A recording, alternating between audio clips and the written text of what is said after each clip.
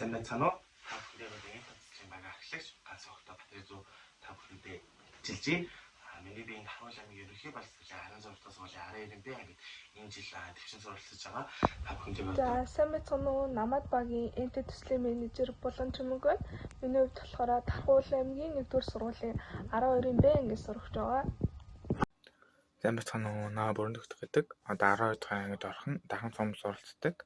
Намад багийн гишүүн энтэй төслийн санхүүжилтөд ажиллаж байгаа. You looking at me.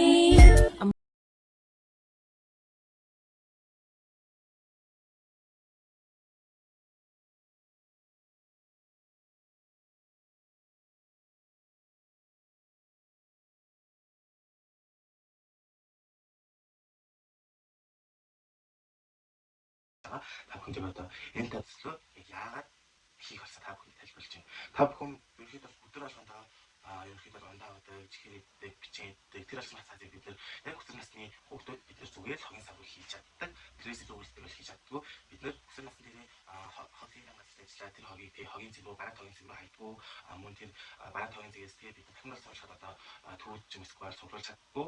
Тэгэхээр баг бид өсвөр насны хүүхдүүд хийж чаддгүй. Харин бид нар өөрсдөө ялангуяа хичээлийн үе буюу 9 сараас 6 сарын хооронд бид нар өдөр тутмын ажилладаг буюу хичээлийн өдөр ямар нэгэн цааснуудыг бид яг өөрсдөө хэрэгэлдэг зүйлээ өөрсдөө дахин боловсруулахын тулд энэ төслийг одоо цаашилсан байгаа. Та бүхэн ерөнхийдөө би өдөрт байнга цаас ашигладаг цаасыг тэгээ зүгээр хаяа зогсохгүйгээр ерөнхийдөө байгаль дэвштэй хөрмөлийг учруулдаг. Тиймээс бид өөрсдөө цаснаас бүгд өөрсдөө яг өөрсдөө хэрэгэлдэг зүйлээ яг өөрсдөө гар бие дааж яг өөрсдөө 100% дахин боловсруулсан цаасыг бүтээх нь энэ бүтээх гэж энэ төслийг зорьсон.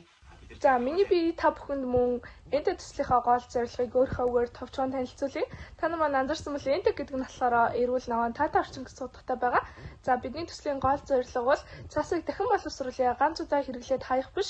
Цаасаа дахин боловсруулалт байгалийн орчиндөө ээлтэй мөн өөртөө хэрэгтэй зүйлсийг өөрийн гараар бүтээж болох юм байна гэдгийг анзаарсан. Бидний судалснаар бол бидний сургууль болон төрийн байгууллагууд тогтмол цаасыг хаяглалан гаргадаг. Уг цаасыг тогтмол байнга ингээд дахин боловсруулад хэрэглээд идэг газар байдаггүй учраас бид нар цаасыг тэгвэл яаж дахин боловсруулж болох юм бэ? Дахин боловсруулсан цаасаар юу хийж болох юм бэ гэдгийг бусдад түгээх гол зорилготой байгаа.